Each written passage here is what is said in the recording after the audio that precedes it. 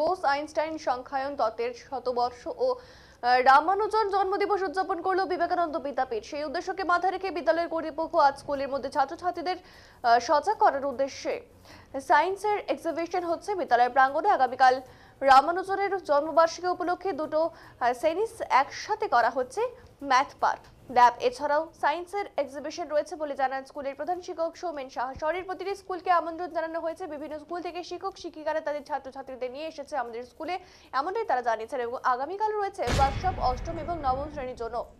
কলকাতা থেকে একজন গণিতবিদ এসেছেন, তিনি নিজেই ছাত্রদের সাথে ওয়ার্কশপে যোগ করবেন বলে জানিয়েছেন। অর্থাৎ তিনি কিন্তু যোগদান করবেন বলে এমনটাই জানিয়েছেন।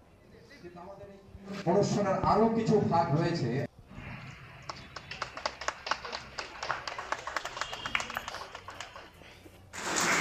প্রদীপ প্রজ্বলনের মধ্যে দুদিন ব্যাপী এই কর্মযজ্ঞের শুভ সূচনার অনুরোধ করছি প্রদীপ প্রজ্বলনের সম্বোধন দেওয়ার জন্য।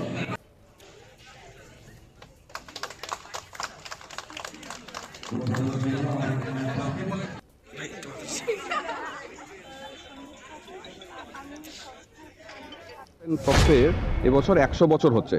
সেই উপলক্ষে বিদ্যালয় লেভেলে ছাত্রছাত্রীদের সজাগ করার উদ্দেশ্যে আমরা একসাথে সায়েন্সের একটা এক্সিবিশন করছি, আর আগামীকাল হচ্ছে রামানুজনের জন্মবার্ষিকী।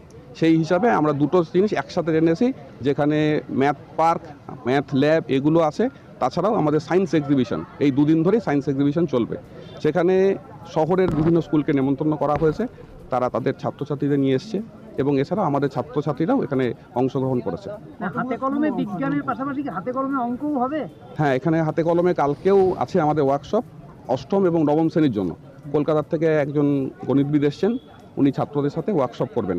আর হাতে কলমে অঙ্ক? হাতে একদম একদম। কতগুলো স্কুল এখানে শহরের মধ্যে আমরা 10টা স্কুলকে বলেছি। শুধু শহরের মধ্যে, যেহেতু আমরা ছোট জায়গায় এতজনকে করা সবাইকে ডাকা মুশকিল, প্রতিটি স্কুল থেকে 5 জন করে আসতে বলেছি। কালকে একটা শুধুমাত্র গণিতের উপর একটা কুইজ কম্পিটিশন আছে, যেটাও এবার একটু নতুনত্ব থাকবে।